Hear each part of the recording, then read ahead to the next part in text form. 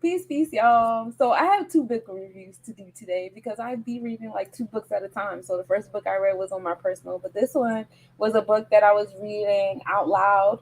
So I do a live reading on Plenty of Fish. I don't know if you guys are familiar with the fact that Plenty of Fish now does like live streaming or whatever, but I've been up there and every day for about an hour and a half I would read this book until we got to the end of it. And I promised you guys that once I got to the end of it, I was going to do a whole podcast on my cliff notes on the book and tell you guys all about it, my experience with it, and some of the information from the book or whatever, so that you guys have like the whole cliff notes situation about it. I've been interested in getting into my Akashic Records. Honestly, my initial interest came from the way I do the charts. So I read astro and number charts for anybody who doesn't know. And so when I'm reading them or reading name charts or whatever, I get into your soul's purpose and I get into your past lives, especially when I'm reading draconic charts, like what is your soul's contract and how were you born into this world. And I was curious like how people actually get into the Akashic records. Is it, will the results kind of be this, excuse me, will the results kind of be the same way as to how it is when I'm reading the charts, right? Hey, Sunrod, they don't show me the Instagram notifications. I have to bounce back and forth. But yeah, so I was, curious as to if, it was the same thing. It would come up with the same results, whatever. So in this book, the How to Read the Akashic Records, Accessing the Archive of the Soul and Its Journey, she gets into the pathway prayer process. So so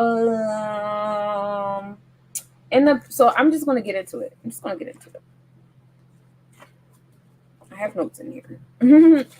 The pathway prayer process is pretty self-explanatory. You're going to do a prayer and it's going to open up your pathway to accessing your Akashic records. You have an open meditation that you do, and I would like to read the open meditation so that you guys get an idea of how it goes. So there is a pillar of light from your third eye to your heart chakra. In your heart chakra, there's the ocean waters that reflect the light back up to your third eye, so that you have this pillar of light, which you'll find is described repeatedly in the book, because this is what you're going to imagine, and there's going to be information coming through that pillar of light to you, and that's how you're going to access the Akashic records. So there's an open meditation that you do before you even get into the prayer, before you even get into things. There's certain ways that you have to prepare your mind, body, and soul before you even get into the Akashic records. I personally, lately, I haven't really been eating, and I've been very intentional with things I've been eating. I stopped smoking weed.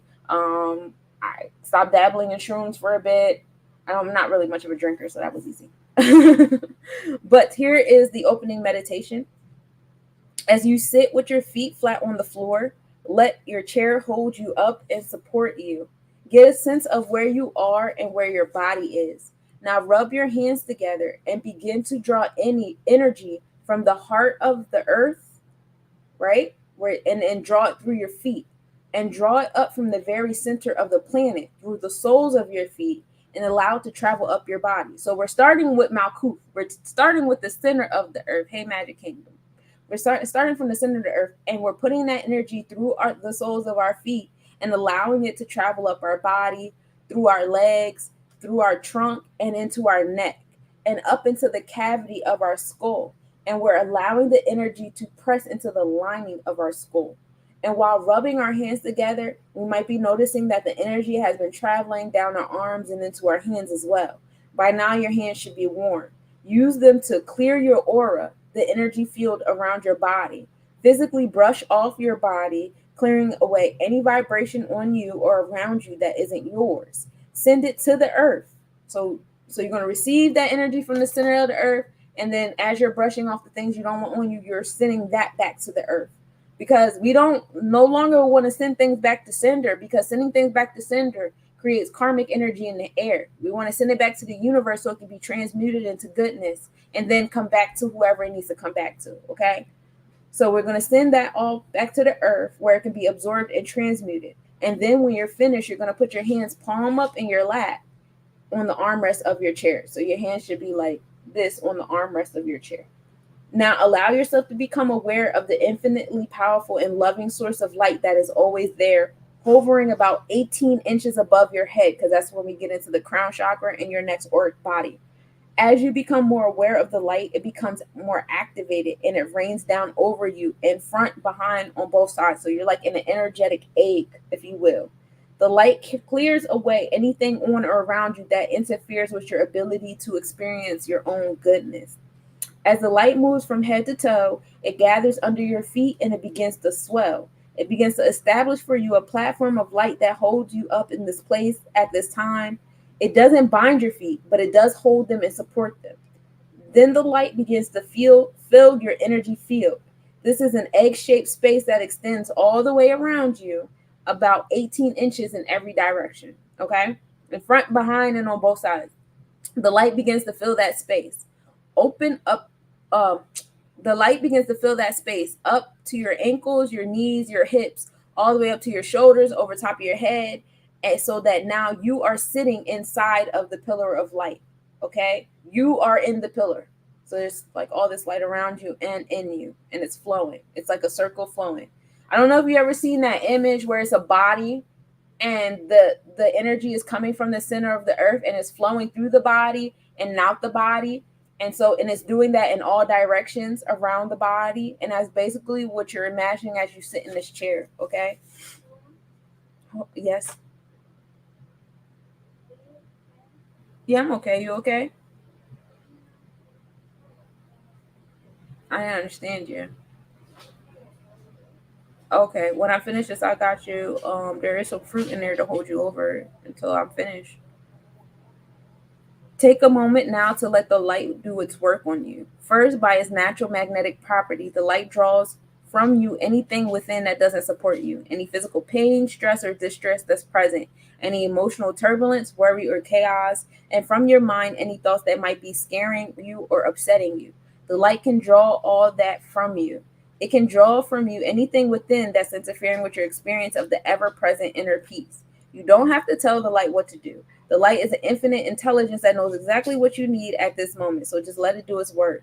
And while the light is drawing from you through its magnetic nature, at the same time, by its radiant nature, it is radiating itself into you. And as the light radiates into you from every angle possible, in front, from behind, above, below, and as it passes through the boundary of your skin, the light becomes exactly what you need. So if what you need is courage, the light will become that. Perhaps you need comfort, the light will become that. Open yourself up to observe the light as it becomes what you need and meets whatever the need of the moment is. Take a few moments to allow this to happen. By now, you should be in a state of reasonable balance and ready to move forward. Bring your attention back to this moment, and then we continue reading. And so that's the beginning. That's the meditation prayer to introducing yourself up to the pillar of light, the cleansing your auric body to get you ready to even tap into your Akashic records, which is really cool. So then we get into like what are the Akashic records, and it's this is a dimension of consciousness that contains a vibrational record of every soul in its journey. This vibrational body of consciousness exists everywhere in its entirety and is completely available at all times and in all places. As such, the records are experiential body of knowledge that contains everything that every soul has ever thought, said, and done over the course of its existence, as well as all its future possibilities. All right. And so Akasha is actually a word meaning it's a Sanskrit word which means primary substance, that out of which all things are formed. It is the first stage of crystallization of the spirit. This Akashic or primary substance is of exquisite fineness and is so sensitive that the slightest vibration of an ether any place in the universe register an indelible impression upon it. So that is the Akashic records. The rules and guidelines. So there's rules and guidelines for accessing the records. You can't just tap in them because you want to tap into them. Okay. It's as far as like, you know, how it's expressed in this book with the pathway prayer. So here's some of the guidelines. Do not consume recreational drugs or alcohol for 24 hours before opening the records. So, you know, you get a 24-hour period to like cleanse yourself, because the mindset is like, you know, if you are, you know, a little inebriated, it's kind of like driving a car. So you're like driving your spirit inebriated, and you're opening yourself up to other things that are not in alignment with the Akashic Records. It might be your intuition. It might be, other spirits. You are having a spiritual experience, but it's not the Akashic. You know what I'm saying? So it's a way to like, you'll confuse the two or whatever. So, I'm a Virgo, so I gotta go ham. And me going ham means I'm just gonna cleanse my body for the rest of 3 months. I'm not doing nothing. I made that decision to, just be sober, be quiet. No other energy but my own inside of me while I'm going through this journey of trying to tap into my Akashic Records. I'm really going through. I'm really doing it, y'all. Especially as I'm about to enter my 7th year. Number 2, use your current legal name when opening the records, because you are tapping in as yourself now in this life. So you want to be present and know that that part of yourself, be sober. You want to be present and know that that part of yourself is imperative. And then it gives you an idea of, I'll get into that in a minute. Anyway, use your current legal name. Be responsible for your time in the records, Don't overdo it. Don't underdo it. Give yourself space. This isn't no 5-minute meditation session, but this isn't a whole, 4 or 5 days you're keeping the Akashic Records open. You know what I'm saying? Ground yourself after each reading so you don't get stuck in that, and the balance between your higher and lower self. I know it's easy to get caught up in our higher self when we don't really care for our life in the lower. So, be mindful of that. I know I do it. I do it, and don't do it. When combining the Akashic Records with any other system, always honor both methods. So, like, this is the pathway prayer process according to Linda Howe. If there's another process to the Akashic Records, if they contradict each other, like maybe one process does require you to take a shroom or whatever, don't mix that with this process. Do this one by itself and then do that one by itself. You know what I'm saying? Honor both. Guidelines for reading the Akashic Records for others. Before opening another person's records, you have to have their permission. You can't just be doing shit. Maintain the strictest confidentiality. And I do this when I'm reading people's charts too. I don't play about y'all information. And for the people that do get charts read by me, I do have a privacy policy in their presentation. The one is for them, me telling them, listen, I'm not using this for any commercial purpose. You ain't got to worry about going on my page one day and seeing a screenshot of me doing your reading and your placements. I ain't doing none of that shit. And then I have a privacy policy for them too. Like, this information is for you. It's private. Please do not try to sell this information, whatever. It won't do well for you, but it's still like, this is what I do for a living. Present all the information you get as positively, kindly, and respectfully as possible, which is a little different than tarot reading or mediumship, or even sometimes, channeling that person's energy when you're doing chart readings and stuff. Because sometimes, like, I've done readings for like heavy Sagittarius energy or heavy Aries energy or heavy Capricorn energy, and I've had to go into their field and talk to them on a level they need to be spoken to. And sometimes it's a little harsh, but it's the way that they listen, and it's in alignment with the voice that they have in their head. And they tell me that all the time. Whereas in this, when you're in Akashic Records, we're not moving like that. We're not communicating like that. So those are some of the differences that I started to see already. And I ain't even started tapping into the Akashic Records for real like that yet. I still haven't. Just to let y'all know, I'm still in the process of waiting until I feel like cleansed from my bullshit enough because I want to do it. I want to do it right. I'm a perfectionist. I want to do it right. Do not open the records of individuals younger than 18 years of age. That kind of like touched me a little bit, because like I feel like that 18 year is kind of like some social shit, but then you get into the numerology of it, 1 and 8, and then it's 9, and it's the ending of the second. This is the second time you turn 9, so like 2 and 9 as balance on your completion. I think 3 and 9, if you're going to talk about adulthood, 3 times 9, 27 is more like adulty kind of sound, because now you have the knowledge, wisdom, and understanding. But, here and there, that was just me spiraling in my mind because I was triggered by the 18, because I felt like 18 was very like American. You know what I'm saying? But, I know society and the power of the collective consciousness, and because we collectively believe that 18 creates an adult, that's what it is. You know what I'm saying? That's the placebo effect of it all. And it's actually effective in the spiritual world, apparently. So, Not that I want to read anybody's Akashic Records that's under 18. Like, I don't really want to read my sons. I would love for my sons to, if they want to read their own, that they do that. And if, they want me to help guide them to reading them, I would be more than honored to. But I would want them to want to do it on their own. I wouldn't want to force that on them. You know what I'm saying?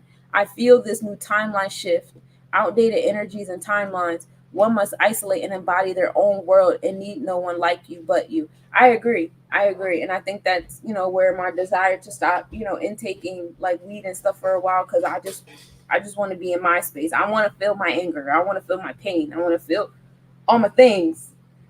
I don't want to keep smoking them away. So recommendation for the first 30 days. So once you make a conscious commitment to learn a pathway prayer process, mind you, I got this book the beginning of this month. So I'm like 23 days in on this. Again, I have not tried to tap into my record yet. I've just been meditating and clearing myself so far. All right. And then it's like when I read this book, while I'm reading this book, I feel it.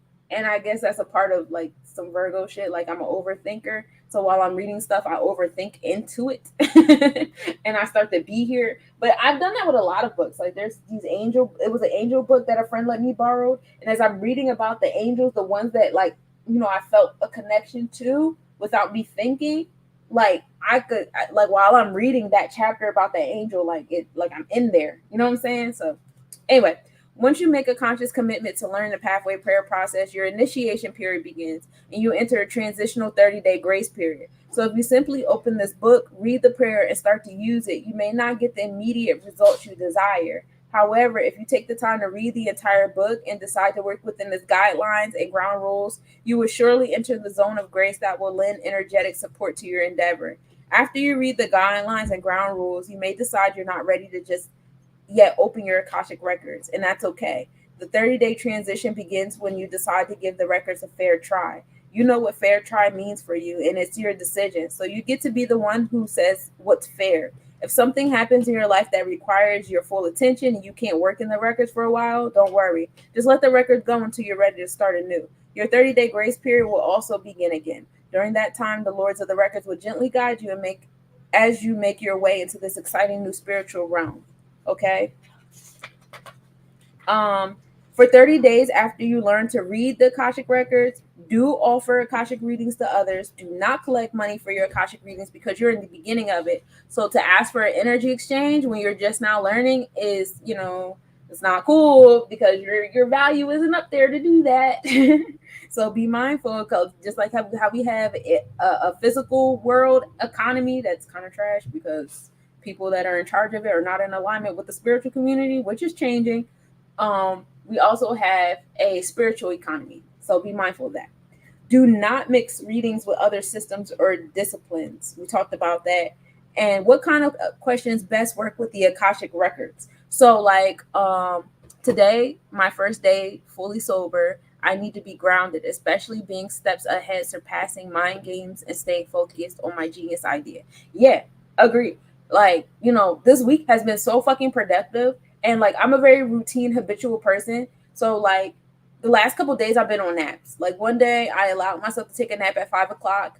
Well, 4:30. It was like 4:30. So now every day around 4:30, I get sleepy. So it's a matter of, am I going to go sleep today at 4:30 or not? You know what I'm saying? My body is like that. So what happened was, of course, during the winter time, I go to work, I come home from work, it's dark outside, I smoke a blunt, I put my feet up because my feet had been down all day, they're swollen, they hurt, whatever. You guys know my story about, my leg or whatever. So, I'm in pain, I'll smoke weed. So then it got to the point where like on a day, even when I didn't smoke weed, I would still have that high feeling because I'm a habitual person.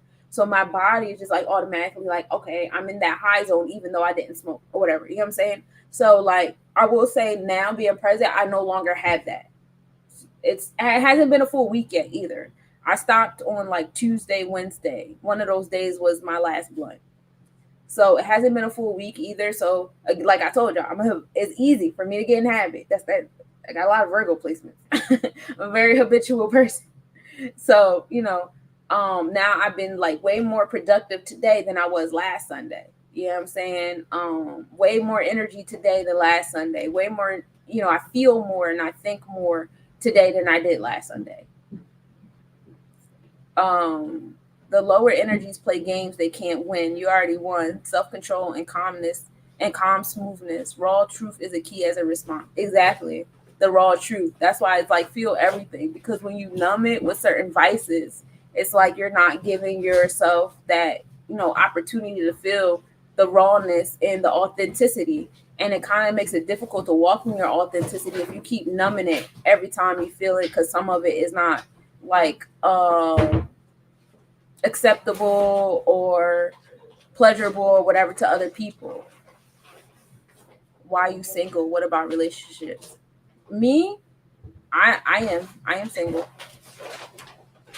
I don't know what you mean about what about relationships, but I would like to remain single for the remaining of the summer while I try to tap into these Akashic records, because I don't. The thing about it is I'm a woman, and the woman is associated with the moon, and while the man is the sun, the man is the plug. He emits the light or whatever. While you notice the moon, is an electromagnetic energy. So whatever star the moon is around, and we noticed that, this full moon was orange and yellow and red because it was around Capricorn, Sagittarius, Scorpio stars this past week. So whatever the moon is around, that's the energy is given off. So hey Irma, how you doing, love? So I don't want that electric on my magnet right now. I just want to be a clear magnet. And I have Leo placements too, so I could be a hopeless romantic, and I can overdo the things, and I could dive too far into the things and all the things, and I don't want to do any of that. So that's why. I think that's why you were asking me, why am I single? Or you asked me, should you be single? I'm not sure. But that's just me and what I'm doing for me. You do what works for you. Avoid questions that start with when, because, and I hate that during tarot too. Please stop asking me when something is going to happen. I don't have the power to tell you when. When I'm doing tarot, and I do tarot in alignment with the Kabbalah, I'm not allowed to control your reality with the tarot. That's not what I'm here to do. I'm here to guide. I don't predict. I'm not I don't know what they call those people. That's not what I do. I do have premonitions sometimes, but it's not an alignment to you directly asking me a question about when is something going to happen. Oh, just curious about my sentiments. Oh, okay, yeah. I'm naturally picky person. I get turned off very easily, so it's cool that I'm by myself. If this is probably where I belong. So you don't want to ask when. You don't want to ask yes or no questions, because it's not that your answers are not going to be that simple. Okay. What should I? So here are some questions. Stick with questions that answer what, why, or how. And here are some different questions you could ask. Why are my partner and I together? That was really weird to read. Why is that weird? I don't know. Why are my partner and I together? What are we meant to learn? What are the advantages and or disadvantages of our being together at this time? Our relationship is strained, broken, irreparable. What happened to make it so? What am I not seeing? Why am I not seeing it? How can I change my perspective and see what I need to see? What can I do right now to find peace, forgiveness, and healing? And that was just questions that I read based on the example she was given through this part or whatever. And so she had other questions. Hold on. Let me see what page 27. I guess I'll get into questions again. We'll get there. So then she gets into like what to expect, what kind of answers. So in the prayer and in the book, you'll hear her talk about a lot the masters, the teachers, and the loved ones. So you hear about me talk about, ancestors, deities, elements of this universe, the last and the next. That's what I thought of when I heard her say masters, teachers, and loved ones. I just say it differently. But let's get into who they are, though. The masters are a group of light beings, like the lords of the records. They have never been in physical. Oh, did I miss something? It's the lords too. Yeah, they have the lord of the records too, but we don't really talk about them too much in the book. It's mostly masters, teachers, and loved ones. But I will go over who the lords are, okay? So the lords of the records are the group of light beings who work at a universal level rather than with the individual soul. So that's why you don't talk to the lords, because they don't come down and have small talk.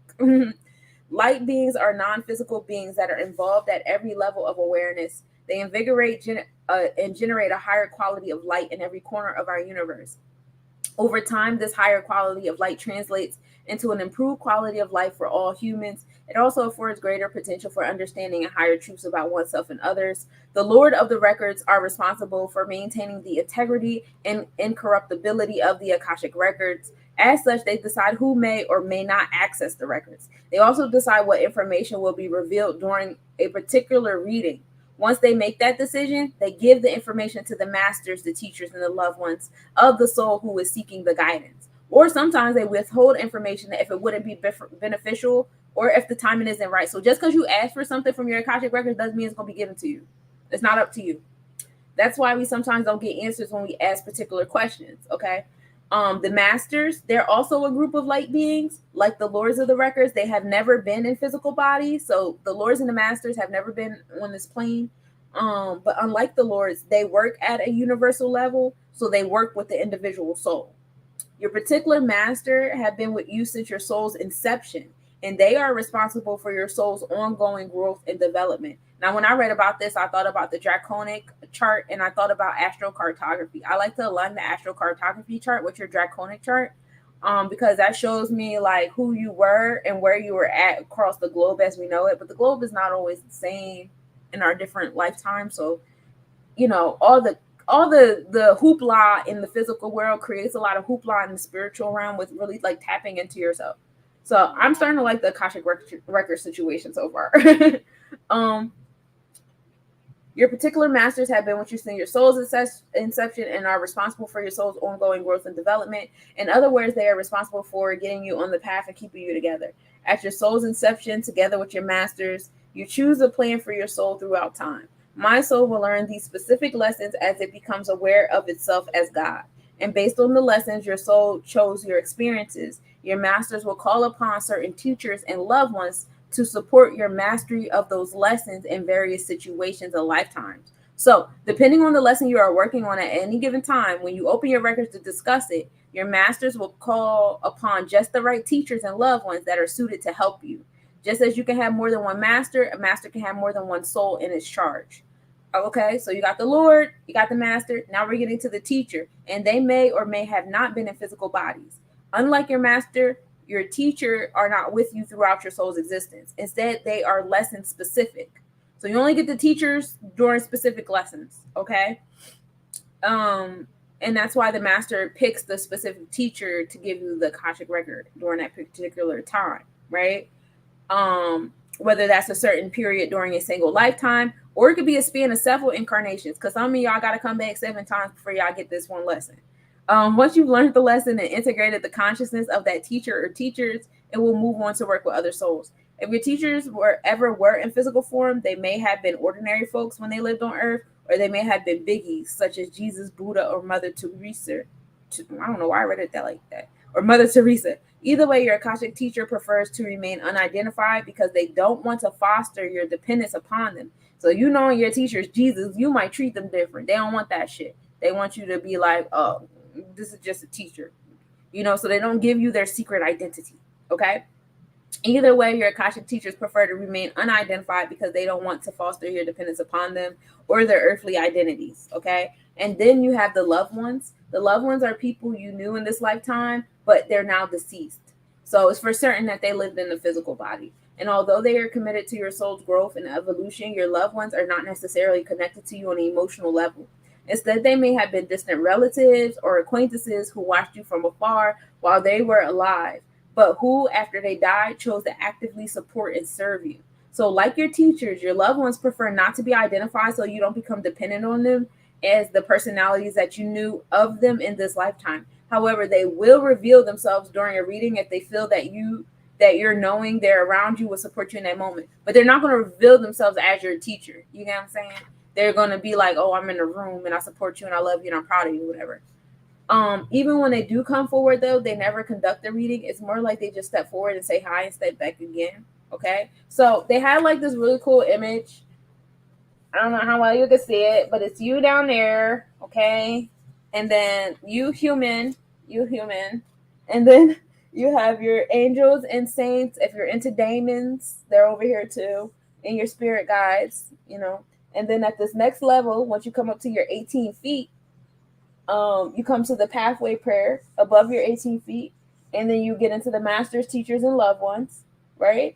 And then when you get into the next, it's the Akashic Records up here. And that's, where the lords are at too. So that's how that goes, and it comes down into you. Cool? Cool. Okay. Ashe. So prayers. I wanted to give you guys the opening and closing prayer. Again, this is recording on YouTube, so you guys can always come back to this. You guys, if you feel the need to remix it, you can do that too. It's your world. But this is the opening prayer. So when reading for yourself, we say this whole part out loud, okay? And so we do acknowledge the forces of light, asking for guidance, direction, and courage to know the truth as it is revealed for our highest good and the highest good of everyone connected to us. O Holy Spirit of God, protect me from all forms of self-centeredness and direct my attention to the hard work at hand. Help me to know myself in the light of the Akashic Records and to see myself through the eyes of the Lord of the Records, and enable me to share the wisdom and compassion that the masters, teachers, and loved ones have for me. I want to read that again because I didn't read it right. This is the part we say out loud. And so we do acknowledge the forces of light, asking for guidance, direction, and courage to know the truth as it is revealed for our highest good and the highest good of everyone connected to us. O Holy Spirit of God, protect me from all forms of self-centeredness and direct my attention to the work at hand. Help me to know myself in the light of the Akashic Records and to see myself through the eyes of the Lords of the Records, and enable me to share the wisdom and compassion that the masters, teachers, and loved ones have for me. I didn't read it again. What the fuck? See, this is why. So it's enable me to share the wisdom and compassion that the masters, teachers, and loved ones of me have for me. So one thing that she does in this book, I can't read all the authors because sometimes the sentence structure really pisses me off, but she has a lot of run-on sentences. And then she has instead of completing the word all in one line, she does a lot of line and complete the word here. Or the run-on sentence is so long, it goes on different lines, a lot of commas and shit. That irritates me. Ma'am. But that's the part you read out loud. Now, I'm going to read this again at the end, I promise. But at the end, we're going to read this part silently to yourself. Help me to know, and then you say your name, in the light of the Akashic Records, to see your name through the eyes of the Lord of the Records, and to enable me to share the wisdom and compassion that the masters, teachers, and loved ones of my name have for me, or him or her. Help me to know my name in the light of the Akashic Records, to see my name through the eyes of the Lord of the Records, and enable me to share the wisdom and compassion of the masters, teachers, and loved ones of my name have from him or her. And so it's good to say things out loud and then have a part where you say to yourself, because it's you're putting that masculine voice and then you're utilizing the internal voice at the same time. So you're using the Virgo and you're using the Gemini, okay? So the closing prayer, say this part out loud. So after you go through the Akashics and, the records are not open at the end of that. So now you close. When you're ready to close, this is what you say. I would like to thank the masters, teachers, and loved ones for their love and compassion. I would like to thank the Lords of the Akashic Records for their point of view. And I would like to thank the Holy Spirit of Light for their knowledge and healing. The records are not closed. Amen. The records are not closed. Amen. The records are not closed. Amen. And I will repeat that again at the end of this. Okay. I'm almost done though, y'all. Oh yeah, this is it. This is me reading it again. It's no. So you have the meditation, you do the prayer. There are 3 levels. So this was something that I got into. There's called 3 levels of healing, right? And you think of a problem or a situation that's alive for you right now and with which you would like help, right? So this is level 1 that I'm reading to you now. So you think of a problem or situation. This is what you need help in. You're going to use the opening prayer that we just went over. You're going to tell the masters, teachers, and loved ones your story. You can either write it down or say it out loud, whichever one is easier for you. And as you describe the problem from your perspective, include such details as how and when it started, Who was involved? What impact has it had so far, and what complications has it caused? And this is why it's important to be sober, because when you smoke or you drink whatever, you kind of, oh, it's not that bad. Oh, da, da, da, or maybe. No, we want to. What do you feel in your natural state, in your authentic self? What is this issue? You know what I'm saying? While you're describing your problem, pause every so often to ask yourself these questions. How do I feel about myself right now? Am I judging myself in any way? And when we say judgment, am I good or bad? Am I right or wrong? I shouldn't have said or thought that. I shouldn't have. See, that's what I'm talking about. And or whatever.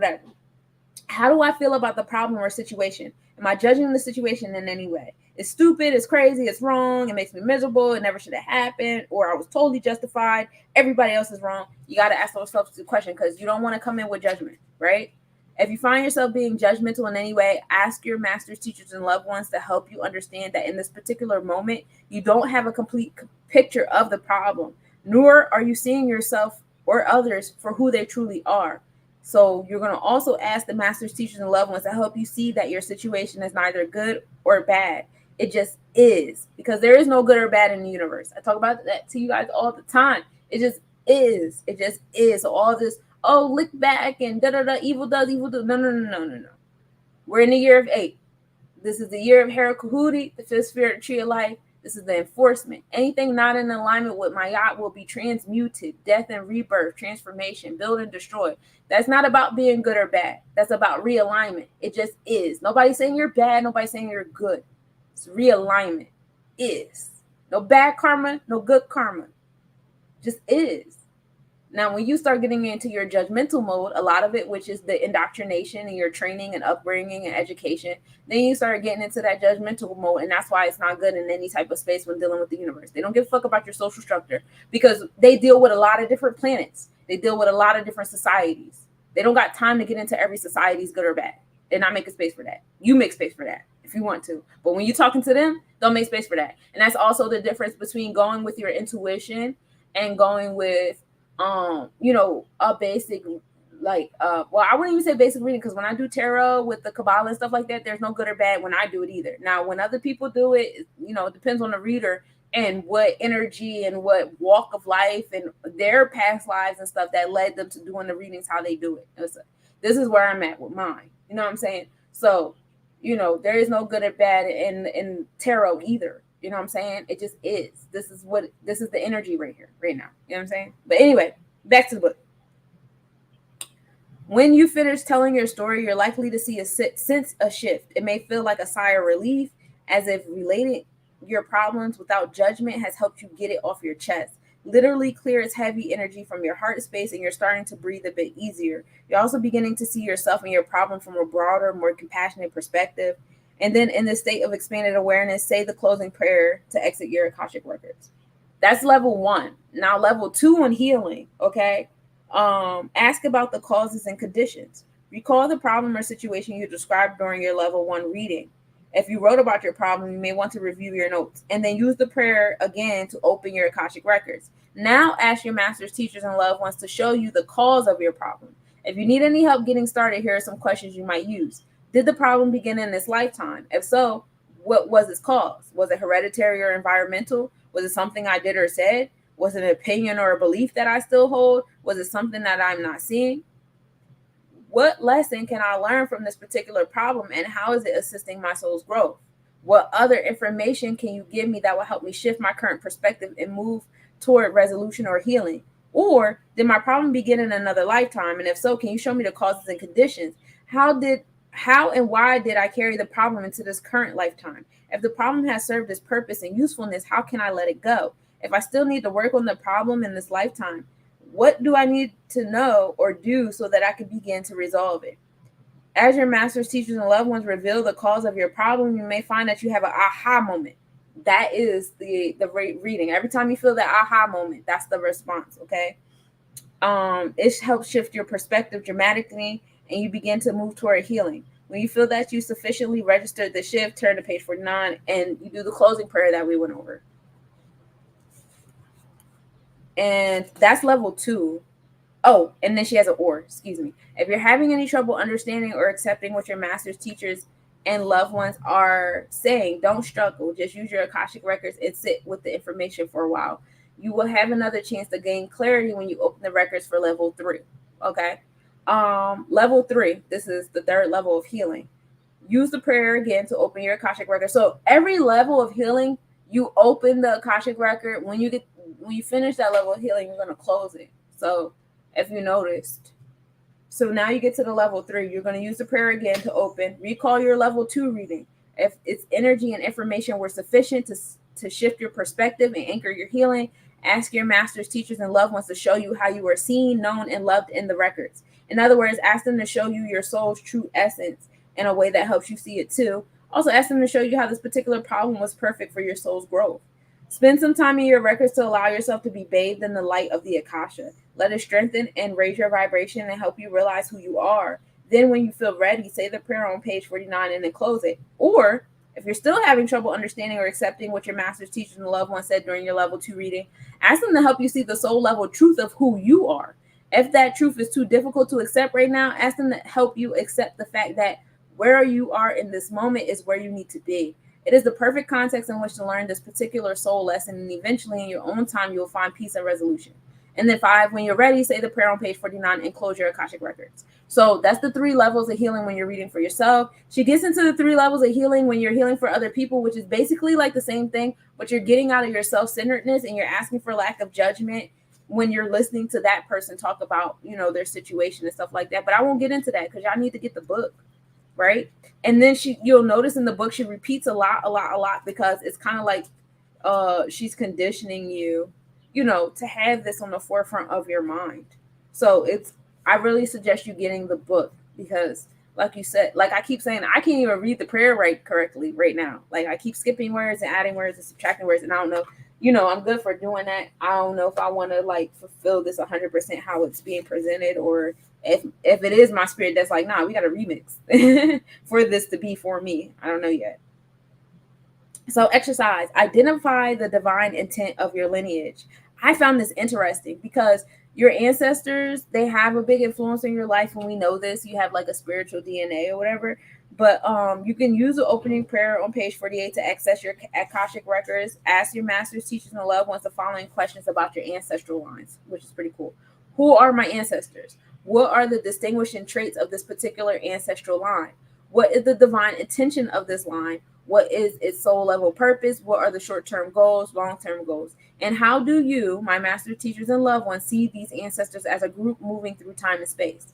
So then you use the closing prayer on page 49 to exit your Akashic records, okay? And write down any information from your reading that you found especially enlightening. Then you're going to use the prayer again to open them, and then you can ask these questions. What are the privileges and responsibilities of this particular ancestral line? What are my individual privileges and responsibilities to this line? Which ancestral responsibilities have I taken on appropriately with this line and why? Which ancestral responsibilities have I taken on inappropriately with this line and why? How can I release the ancestral responsibilities that do not and should not belong to me? So like this, okay, so when I do like gematria readings, right, I'll read your last name and I'll read all the names you give me, you know what I'm saying? And that's where it gets a little wonky too, because there's this like species that is obsessed with colonizing all the other species here. And when they do that, they change your name. They like to play word games with the names and stuff. And so like, on the earthly realm, it gets a little wonky with trying to get into the history of your name sometimes when you want to go back further and further for you guys. So the fact that you can just like, skip this and go straight to the Akashic records is cool. And that's not to take away from your last name and the last names that you have or whatever. I could still read those. You could still read those on a gematria level and see what your lineage is, and then look at your name and the names that you've chosen for yourself and your pseudo names and your basket names, and you can see how you contribute to that lineage, those lineages, the different marriage names. You got to know your history of your family, though. You got to know who married who and what their last name was before and this, that, and the third. So if you know all that stuff, you can definitely do the gematria, puzzle pieces of all of your names in alignment with your lineage, bloodline names, and stuff like that. So that's pretty cool. Explore the space between lifetimes. again, you open up your records, then you ask your masters, teachers, and loved ones to take you on a virtual tour of the space between your lifetimes. And this room is sometimes called the zone of choice or the dimension of choice, because in this dimension, your soul makes choices for the next incarnation. Explore this dimension for a while. How does it look and feel to you? What is happening? Who or what is there? And then once you have a reasonable sense of where you are and knowing that you can always come back to this place and explore it further in future readings, ask your masters, teachers, and loved ones to help you survey the family, which is the main ancestral line that you are in right now. Then ask the questions of your masters, teachers, and loved ones. Why have I chosen this particular ancestral line above all others? What can I learn or gain from them? What was I intending when I chose this group? Have I been in this group before? How is this group helping me realize the purpose of my soul? Is there a particular individual who is helping me? And if so, how? Do you have any guidance about how I can realize my intention at this point in my life? And then once you get your answers, you close out. And then you can open your records again, ask your masters, teachers, and loved ones to take you back to the dimension of choice. Then ask the following questions about the family that you're in right now. What does it mean for me to honor my ancestors in this lifetime? How can I expand the greatness of this particular ancestral line? What contribution or contributions am I to make on behalf of this line's future descendants? And how can I reach into the future and draw upon the power of these descendants right now?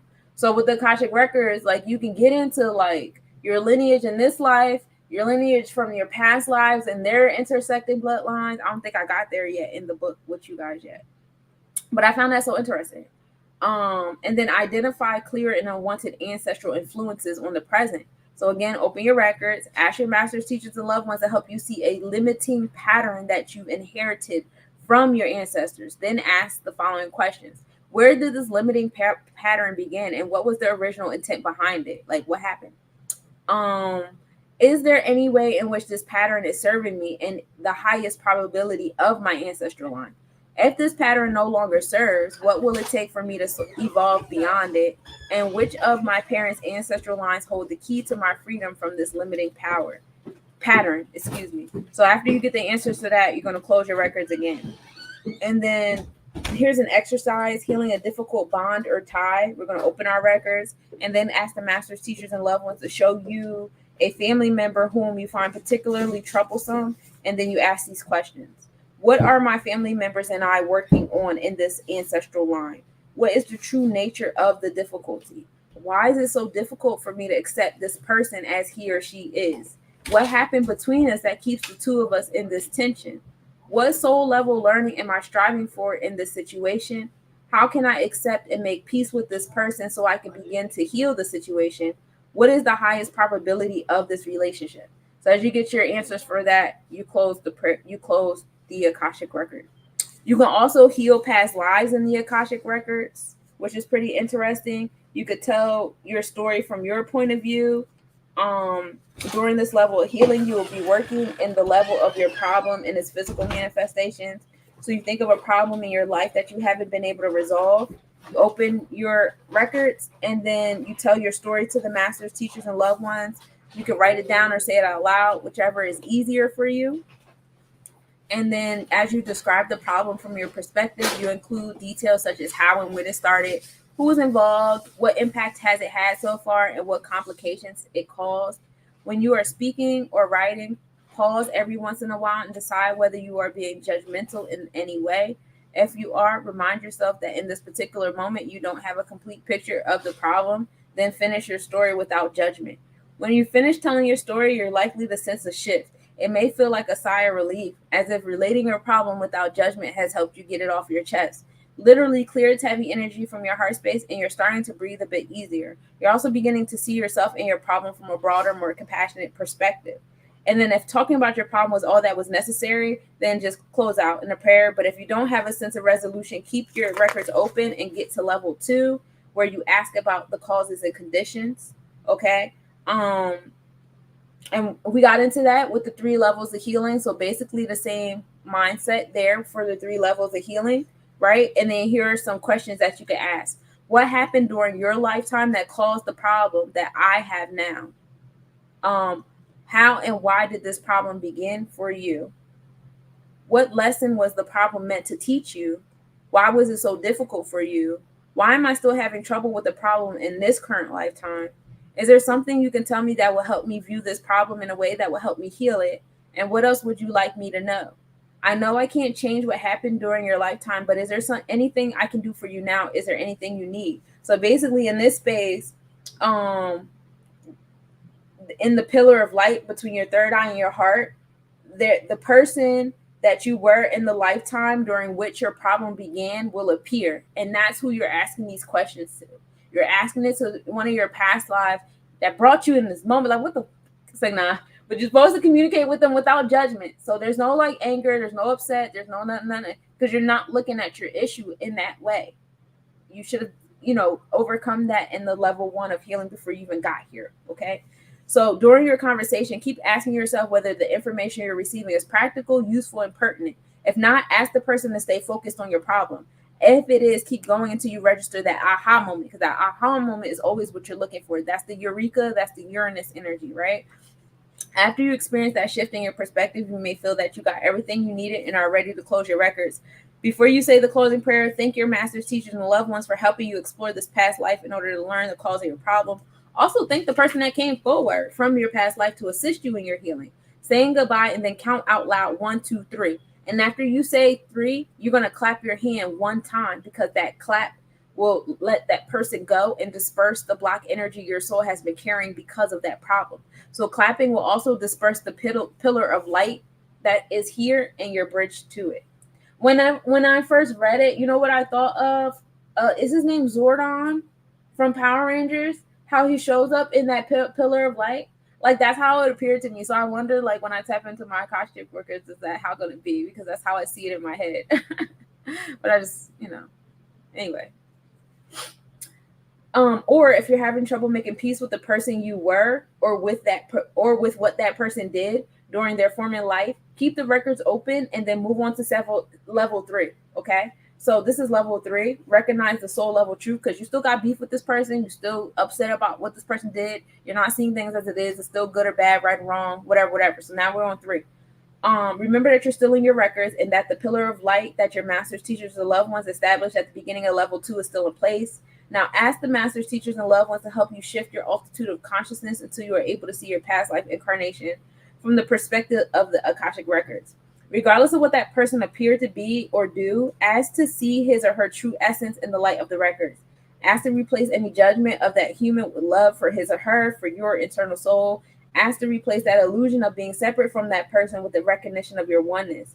Ask to stop rejecting that part of your soul and embrace it with compassion instead. And if necessary, speak with your past life incarnation some more. Ask it to show it how it did its best, and love it for its human efforts. Embrace its divine spark as the truth of its essence, and stop rejecting its earthly form. Now ask your masters, teachers, and loved ones to expand your heart center so you can invite your past life incarnation into your heart. Make room with yourself for that expression of yourself and enfold it into your heart's embrace. Then ask your past life incarnation if it would like to stay and integrate itself into your soul's consciousness, or if it would like to leave and go back into the pillar of light. Whatever it decides to do will be the best way for you to achieve healing. So trust that what it chooses is for the highest good of all.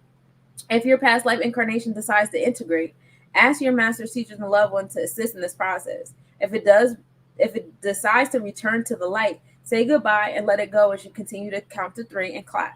And when you finish, the energy of your problem will be dispersed. The pillar of light in your bridge will be dispersed as well. And you still have to do the closing prayer, even though you clap. So don't forget the closing prayer. Normally, following these 3 levels of past life healing is enough to dislodge most problems and clear the energy blockages. If you have a problem that's particularly challenging, however, you can go into your records and repeat this process as many times you need. So some of you guys, you might not get everything at one time, but you can keep doing it and doing it till you heal, okay? Doing it well. Exploring positive past life experiences. So you can do it for positive stuff too. It doesn't always have to be your problem. Some of you guys have been living y'all best life. Y'all really been walking in your purpose. You just want to talk about your success. And we love it here. So think of a situation in which you would like the knowledge and advice of a past life expert. Okay? And then you're going to open your Akashic Records. Ask the masters and teachers, loved ones, to help you establish a pillar of light that will allow you the opportunity to meet with your soul as it existed from a former life. In this pillar of light, it will serve as your Akashic meeting room. You will be connected to the pillar by a bridge of light that extends from your heart to the center of the pillar about 18 inches in front of you. Your masters, teachers, and loved ones will hold the space for the duration of the reading as a way of maintaining the separation between your soul's current incarnation and its past life incarnation. This separation will allow you to work in comfort and clarity. Once the pillar of light is established, your masters, teachers, and loved ones will use it as a conduit through which all the readings, energy, information, and questions and answers will flow. Now, recall the issue about which you are seeking advice. Then ask your masters, teachers, and loved ones to place in the pillar of light the person you were in the past life who can best help with the issue at hand. Your masters, teachers, and loved ones converse with your past life incarnation. Remember, your MTLO are holding this person in the light and are maintaining the space for you to do this work. If you need help getting the conversation started, you might ask the person's name. Then you might ask some questions or come up with some of your own. Here's some examples of some questions you could ask, okay? What happened during your lifetime that caused you to be so successful? What qualities do you possess that contributed to your achievement or success? If any of those qualities are lacking in me, how can I cultivate them and use them? Are there any pitfalls you can help me avoid? What other pertinent advice or information would you like to give me? In your expert opinion, what can I do to ensure my earthly success in the future? How can my soul achieve maximum growth from this situation? Now, during this conversation, keep asking yourself whether the information you're receiving is practical, useful, and pertinent. If not, ask the person to stay focused on your issue. If it is, keep going until you register that aha moment. When you sense that your conversation is coming to a close, you can do one of the two things. One, you can invite your past life incarnation to integrate with your consciousness. I foresee myself doing that shit. Or two, you can thank your past life incarnation for assisting you in learning and send that person back to the light. If this is your choice, say goodbye and count out loud 1, 2, 3. After you say 3, clap your hands and let that person go. And then you close. Still, even though you clap, do the closing prayer. Okay?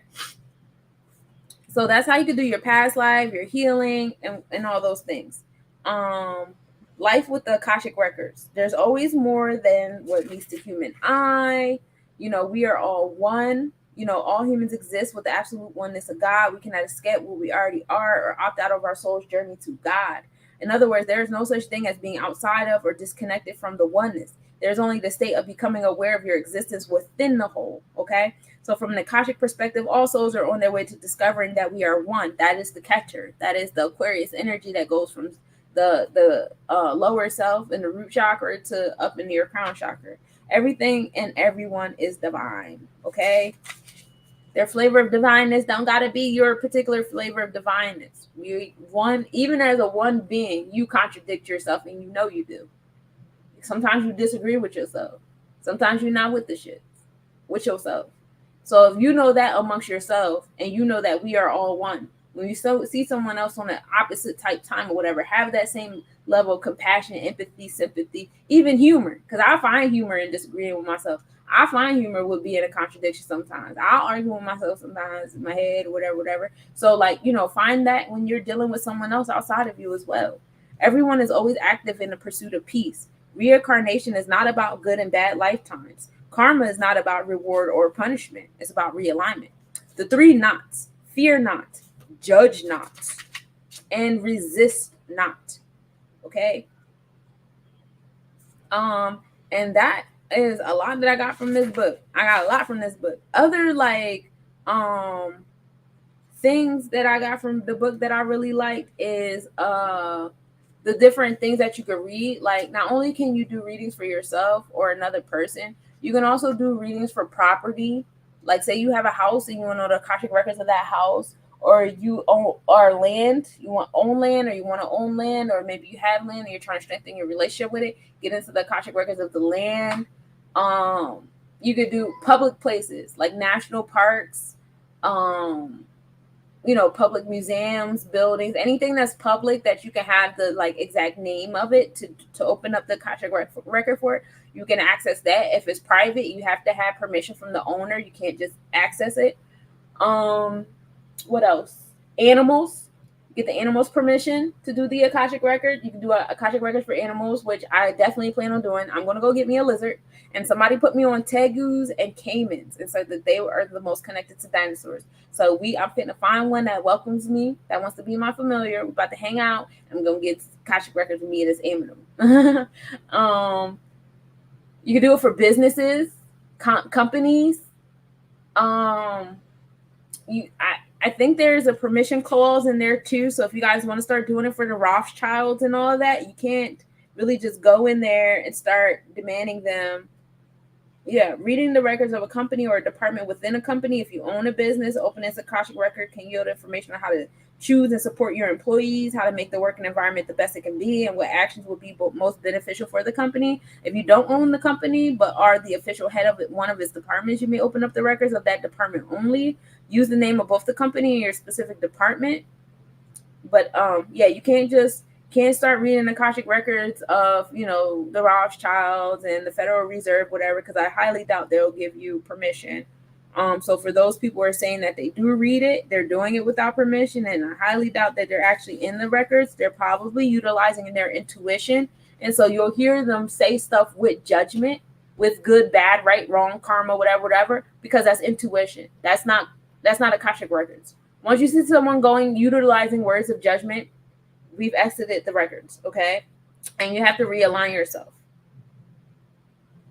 You can use the records to create, use the records to learn. If you're an artist and you're having like writer's block or creation block or whatever, you can tap into your Akashic records, maybe get into a past life of yourself that also was an artist, get some, artist stuff, or whatever. Some questions you can ask yourself right now, which I'll be doing. I'll be journaling. I haven't tapped into it. I haven't put this book to action yet so much, as far as like I've been reading it, I've been visualizing, I'm sober. That's as far as I've gotten, but now I'm ready to start journaling. So here are some questions to journal about, okay? What events and occurrences have driven you forward in this life? Do you feel there is a greater purpose in the way your life is unfolding? Why or why not? Do you consider yourself to be spiritual? Why or why not? And what does it mean to be a spiritual person? Is there a dominant question for you in this lifetime? Is there one main idea that you are striving to reconcile? And how is your spiritual journey unfolding as your life progresses? That's reflecting upon your personal story. Now, reflecting upon your quest. Why do you think you were drawn to the Akashic records? Do you believe there's a divine reason that you are reading this book? No. I can get into that with myself later. What has been happening in your life that has made you think that it might be your time to learn how to read the records? What people or circumstances have influenced you in finding this book at this time? And what ways have you felt supported by the universe on this leg of your spiritual journey? The 3 is working your records. Do you think you have been in the Akashic records just by chance or by accident? If so, what happened? What makes you think you were in the records at that time? Have you worked in the records through another system like Reiki or hypnosis? What were the results? And what do you hope to gain from learning how to read the Akashic records? If you want to ask questions about your intuition and the Akashic records. So the distinction between intuition and Akashic records is important enough that it deserves its own section. She does get into examples on how to know when you're listening to your intuition versus actually being tapped to your Akashic records. But like I said, get the book so you can read it, because by the time you get to the end of the book, you'll be so conditioned because she repeats so much that, it'll make sense. It'll be implanted. It'll be way better than this book review I'm giving you to tell you to read the book. But in this book, the author explains how intuition is different from the Akashic records. Does her explanation make sense to you? Why or why not? And she gives an example between like a wife and her husband. Her husband keeps going hunting. She doesn't like the hunting. Her intuition is saying, oh, I don't like hunting because you're killing animals and like, how dare you? But then when she tapped into the Akashic records were like, no, it's you. So that's what I'm talking about. Her intuition told her, this is wrong. This is not okay. This is bad. I'm sad. You hear the judgment words? Those are judgment words. That's the intuition, right? But when she tapped into the Akashic records was like, your real issue is you like having quality time with someone and you actually have detachment issues. You fear that when this person goes out, they don't have their phone, they don't have this, they don't have that, and you're afraid that they might get hurt, they might get lost, they might be stranded. So it's really your fears of them not making it back home that bother you. It's really your issues with the fact that you guys haven't been spending quality time together. See how there's no bad, right, or wrong? You're not wrong, that your husband's not wrong. This is the real situation of why you have an issue. So that's how you know you've tapped into your Akashic records and you're not in your intuition, okay? So do you consider yourself to be intuitive? If so, in what ways? Why? If not, why not? What does it mean to be an intuitive person? How do you feel about so-called intuitives? When you think of people you consider to be intuitive, what do you think of them? Have you ever consciously tried to develop your intuition? If so, how? What were the results? If not, why not? Here's another set of questions. The company you keep. This author identifies the critical difference between the angels, saints, the spirit guides, the masters, teachers, and loved ones, and the lords of the records. The first group is made known to the reader by personality and identity, and the second is known by energy. So, are you comfortable with the idea of an energetic being without a specific personality? Is energy real to you? How have you experienced the presence of energy in your life? Do you have a current relationship with angels, saints, and spirit guides? And what does that relationship play in your spiritual life? A different perspective. The altitude of consciousness available in the records. Hold on, because the book club is starting, and I have a KKK meeting coming. The KKK meeting is the Knowledge Keeper Club. I am in a book club, but it's starting. I'll be tapped in a moment. I'm about to be done with y'all. Give me like 4 more minutes, and I'm done with you guys. But yeah, do you have a current relationship with the angels, saints, and spirit guides? What role does that relationship play in your spiritual life? And then you have a different perspective. The altitude of consciousness available in the records allows a person to view him or herself and others from a different perspective. What do you think the author means by altitude of consciousness? What do those words mean to you? Have you had the benefit of this type of perspective at other times? Was it helpful to you? Then God. The author discusses her understanding of God and the records as a pathway to divine awareness. How do you understand or not understand God? What is your idea of God? What are the key features or traits of the God you experience? How do you feel about the word God? Do you use it in your own life? Why or why not? What do you think about the relationship between spirituality and God beyond religion? Have you had experiences that you would say came about because of God? Does having an understanding of God benefit you in your life? Why or why not? Energy healing. In this section about energy healing in the Akashic Records, the author suggests that there is a distinction between knowing about healing and experiencing healing. How do you find healing? How do you believe that spiritual healing is real? Why or why not? Have you ever had a healing session? If so, what did you expect from it? In what ways did you experience match that expectation or not? Have you ever had a spontaneous healing experience? If so, what about that event was healing for you? Ancestral relations. The fundamental assumption of the chapter about ancestral relations is that our relatives are chosen for soul level purposes, right? When you consider your own family in this life, immediate and extended, how do you see your relationship with this group? Can you identify the various ancestral groups to which you belong, including family of origin, the family you joined through marriage, your spiritual family, and so on? What are some similarities and differences in the relationships with these groups? What are the major themes for you with your regard to your ancestors? The author presents the notion of the black sheep as a family member whose growth opportunities in this life happen publicly. Their life lessons are obvious and unavoidable, which benefits the individual as well as the rest of the group. Are you the black sheep of your family? If so, how has this been for you? If not, who would you consider to be your family's black sheep and why?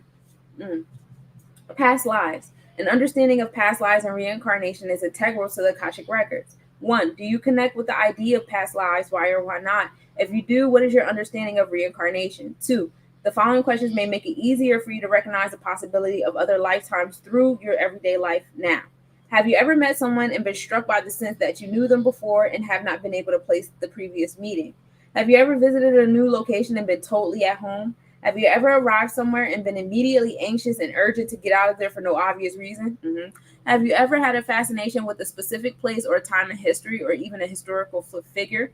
Is there a place in the world to which you are inexplicably drawn? Is there a place that triggers a negative reaction for no apparent reason? Is there a type of furniture, design, art, music, literature, or fashion that you love and relate to for no clear-cut reason? Are there people that you have a gut response to, whether positive or negative, for no sensible reason? And that's all past life questions. Now, times of change. According to the author, the early part of the 21st century is a pivotal time of change in the way we humans understand our divine nature and our relationship to essential essence. Do her ideas about the spiritual journey of humanity ring true for you? If so, how does this apply to you in your life? If not, why not? Do you think you will continue to use the tool of Akashic Records as your spiritual evolution continues? Why or why not? If so, how? Do you feel that this is your time of awakening? Why or why not? Are you willing to try following the light in your everyday life? What's next for you in your spiritual journey? And so those are the different questions that she asked. I honestly say that those questions are pregame questions that you guys should journal about prior to even tapping into the Akashic Records. Have I started those questions yet? No, I have not. And I will be starting them tonight as I sit with myself. Um, because again, I'm preparing myself to read my Akashic Records. One thing that she talked about in this book that I found particularly profound was when she talked about past lives, she talked about bloodlines and lineages. And I found it interesting that she talked about, like, different people that you meet in this lifetime and your relationship with them is actually healing past life interactions. So sometimes if you want to tap into your Akashic Records and ask about a relationship with somebody, those were questions that I talked about in the beginning. Like, why does me and this person keep having issues? What is going on about this? Da, da, da, da.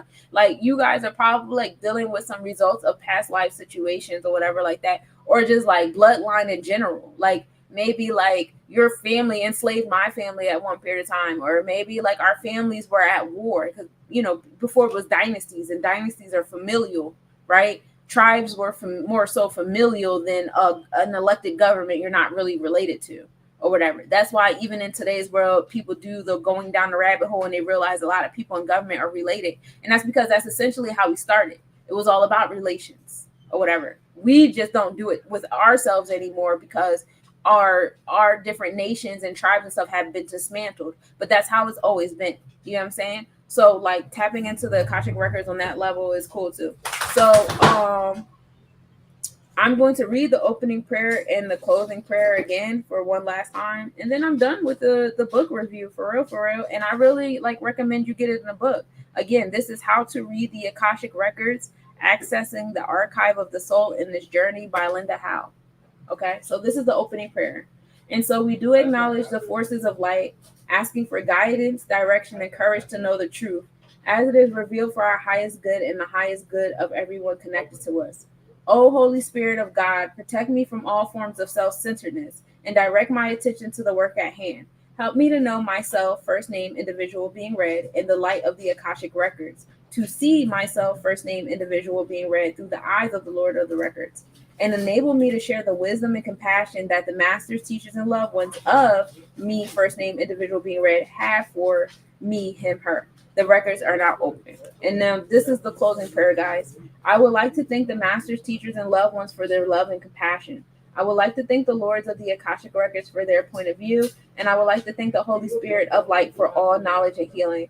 The records are now closed, amen. The records are now closed, amen. The records are now closed, amen. And now the book is now closed, amen. So again, how to read the Akashic Records. I am beginning my journey during this summertime. I've declared it during the summer solstice, so I'll be spending my summer tapping into this. I'm not exactly sure how transparent I'll be with you guys about this because this is something I haven't entered into yet and stuff like that, or how transparent I should be, for the sake of my soul. But, I highly recommend starting off with the journaling questions that I told you guys before even read the book. But you don't have to do the questions before reading the book. But do it before you tap into the actual records and stuff so that you can go in there correctly.